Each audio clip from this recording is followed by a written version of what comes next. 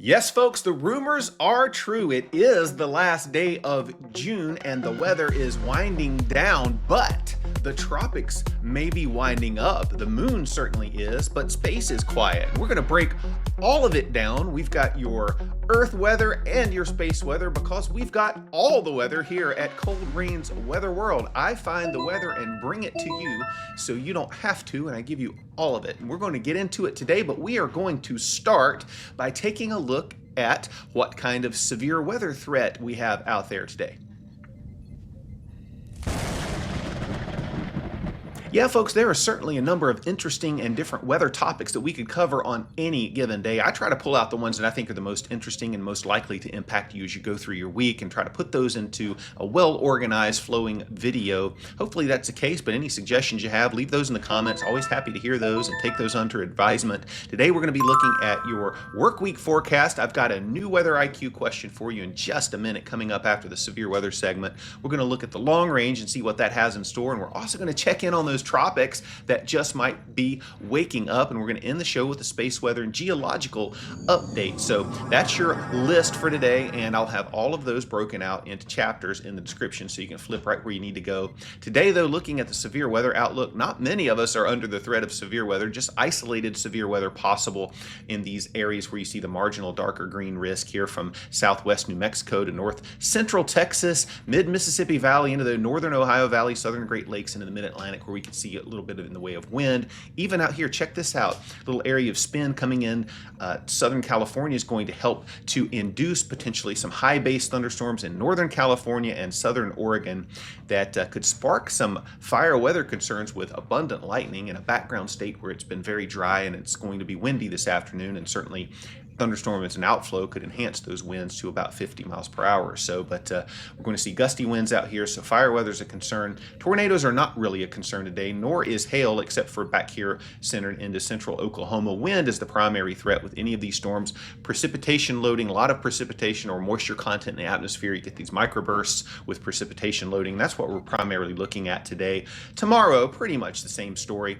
Cold front swinging through the Atlantic courtesy of a low pressure up here that's exiting stage right from the northeast, dragging that cold front back down. So southeastern Pennsylvania, New Jersey, Maryland, back in toward northern Virginia, toward DC, and then over into Delaware, we could see a little bit better in the way of organization where instability and shear kind of overlap like this. And so we could see a cluster or two line segment that could bring a more enhanced wind threat there. Marginal risk around that isolated severe weather and just general thunderstorm activity where you see the green here.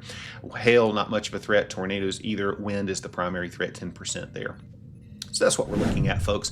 We get on in here and take a look at the moisture content. These are the dew points, and I'm going to run this out through the end of the week just so you can see. It's going to be warm in the central portion of the country in the east, but it's going to feel muggy too with these high dew points. But look what happens. You can kind of see this little boundary show up here. You see this boundary? This is along actually a little bit trailing behind the cold front. As the cold front sweeps in, you can kind of see that boundary sweep in behind it. I thought that was kind of neat to show.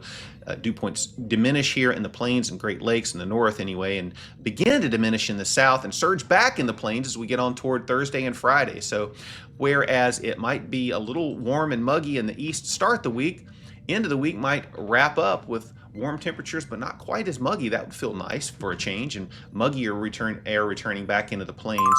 And as we take a look at the simulated radar for today and this afternoon, little MCS here moving into Canada. The model has this a little bit farther east than it actually is. It's back over here in Kansas. It's going to be moving into Missouri this morning. It already is in the process of doing so, but as we go on through the day, speculated that would be the case last night, that area propagating through the central plains, and there it is. It'll weaken a little bit as we go through the morning. But as we get on into early afternoon, look, showers and thunderstorms popping up all over the place from the Great Lakes back into the southeast, all along the boundary that's been very, very warm, muggy, and wet along the Gulf Coast. We've seen high probabilities of precipitation back there. There you go in New Mexico and in Texas. And over here in California, look at there, starting to see some thunderstorms break out there too as we get on in toward midday and into the later on into the afternoon hours. Now we're here at about 8 o'clock East Coast time, 5 p.m.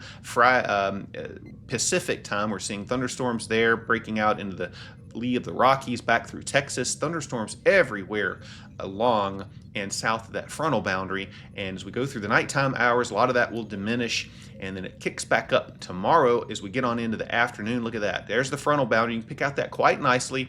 Organized thunderstorms, little clusters along that frontal boundary from New England all the way down into the southeast. That's going to be our primary focus. Out here in Texas and back into the Four Corners area, we could see a few pop-up showers and thunderstorms there too, but nothing really all that organized. We get into overnight Wednesday, the frontal boundary still continues to support showers and thunderstorms, folks. And that's your severe weather threat. That's how the radar may look over the next few days. The radar doesn't know exactly where to place showers and thunderstorms, but it gives you a general idea of who's likely to see those. So pay attention if you got outdoor plans, driving around, you expect to see some showers and thunderstorms, and use those wipers and those headlights, folks, and take it easy if you're riding down the road and it's raining, you know, slick spots and all that stuff. So be careful.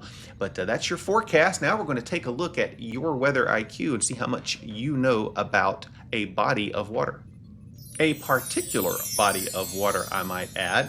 And the question is quite simple and straightforward. What is the saltiest major body of water in the world?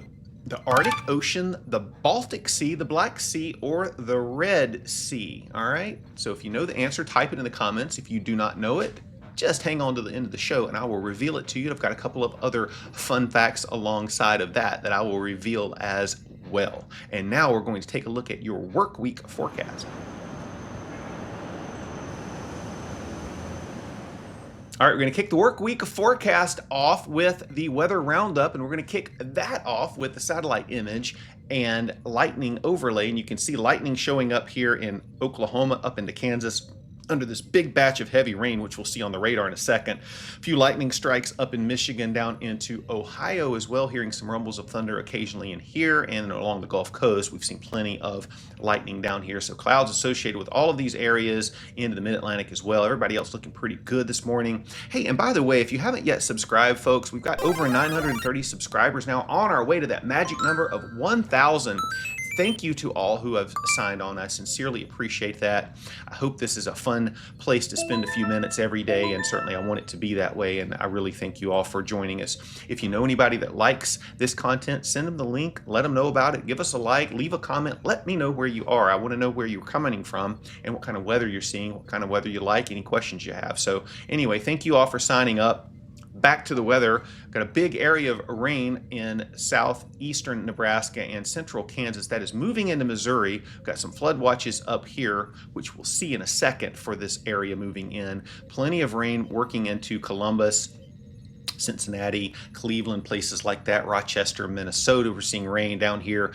New Orleans, Gulfport, and Mobile, Pensacola, Apalachicola, all seeing occasional showers this morning. So if you're driving around, folks, take it easy, reduce the speed a little bit. Background winds across the country, generally 5 to 10, maybe 15 miles per hour.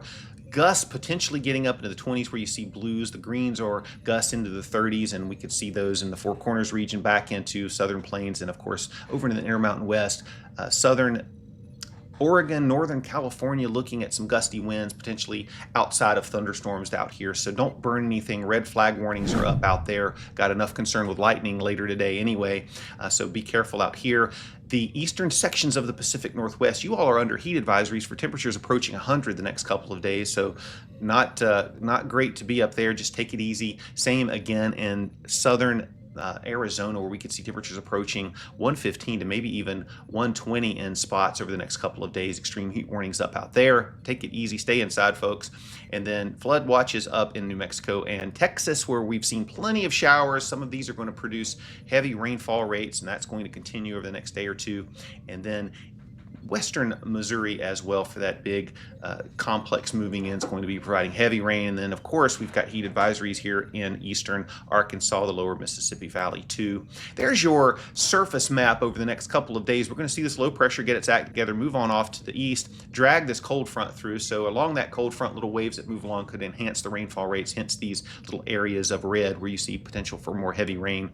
And anywhere in this area you could see general thunderstorm activities. We get on into Tuesday. There's your frontal zone. We're going to see the best instability down here in the southeast and the best wind shear up here in the northeast. Kind of where those two meet in this general zone is where we're seeing the best chance for severe weather here in the mid-Atlantic. So pay attention tomorrow. This cold front is going to sweep on through the course of the day, Tuesday, and into early Wednesday afternoon, and take the thunderstorm threat with it. But in any event, before that, any of these areas could see showers and thunderstorms over the course of the next few days.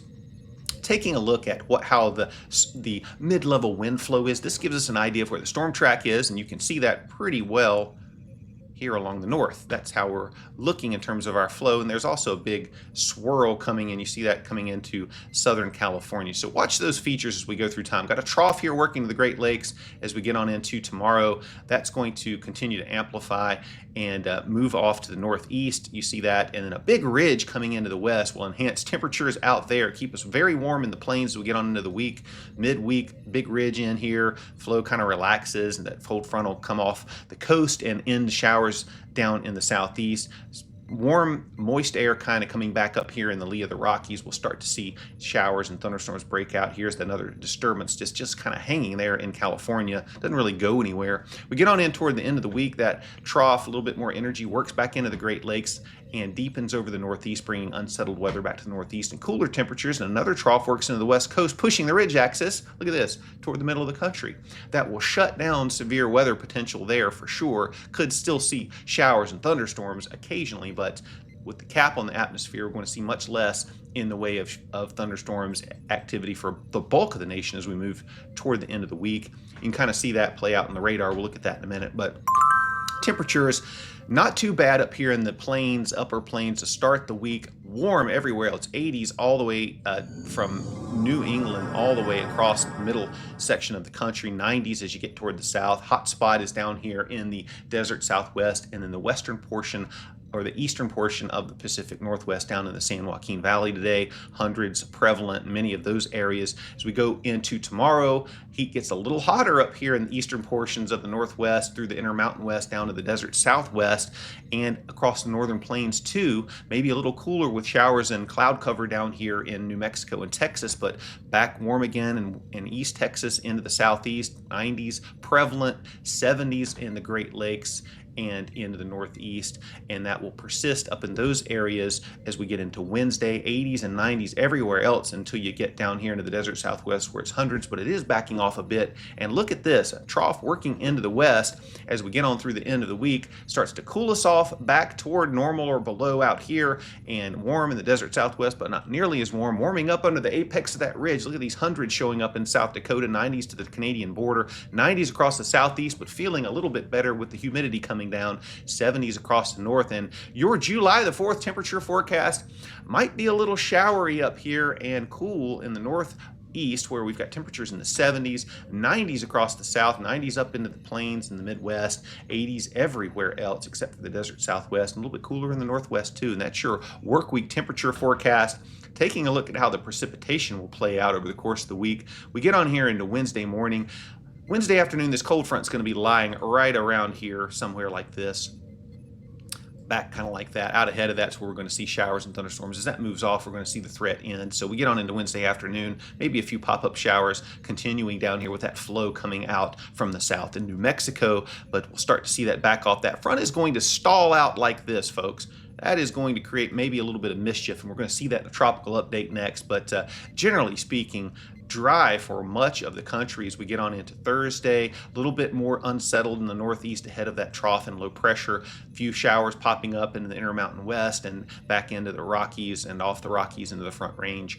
And we'll see that continue as we go on through Friday, folks. But look here, Friday afternoon, really the trouble spots northeast, maybe over Florida. Florida is going to continue to see beneficial rains, a few showers in Texas and up here into the northern plains, back to the central plains. Everybody else looking pretty good, and we're really not looking at any organized rain events other than potentially up in the northeast, I should say, for the 4th of July. We'll watch that as we go through the week. We'll have more on your 4th of July weekend forecast and beach forecast later this week. But that's what's going on for your work week. Now let's take a look at the tropics and see what's brewing down there. So it's been a fairly quiet start to the Atlantic's hurricane season, folks, but the Pacific has been cranking here in the Eastern Pacific, and we have more to talk about there. There's an area of disturbed weather, and it could form into a tropical cyclone in the next 7 days, 30% chance of that. But look at this. Tropical storm Flossie, I guess that's how you say it, has developed, and it's rapidly going to become a hurricane over the next couple of days, and you can see that as it moves off to the north and to the west, and it will eventually encounter cooler waters and a hostile environment, and it will begin to weaken as well as it moves just to the west of the Baja of California. In the meantime, on the Atlantic side, check this out. We've got an area of concern off the southeast coast into the Gulf Coast, where we've got a 20% chance of a tropical cyclone formation the next 7 days. I told you that frontal boundary is going to set off the coast, and anytime you have a frontal boundary sitting off the coast this time of year, you need to watch it for development. So we could see a little bit of development out here. We're not looking at a big major hurricane or anything like that, but certainly it's going to bring, whatever happens, Florida, you guys are going to see plenty of rain, maybe along some of the portions of the southeast and Gulf Coast too, but Florida is going to see plenty of rain out of this. Looking out actually at the Atlantic, not much going on out here, just fair weather clouds. There's a swirl. You can see that swirl in the Caribbean off the southeast coast, actually moving in toward the U.S. pretty slowly, but it's not going to develop. It's a big broad circulation, nothing to be concerned about there. Out here, a couple of minor tropical waves, but nothing that looks like it's going to develop anytime soon. However, over the next 7 days, Florida could see plenty of rain, 2, 3, 4 inches of rain along the Gulf Coast as well, and along the southeast coast, you could see an enhancement too, just depending on how far south that frontal boundary sags. There you go, get a better view of it there. But that is what's going on. Now it's time to take a look at the long-range forecast. I'll keep you updated on the tropics as things change throughout the week, but let's take a look and see what the long range has in store.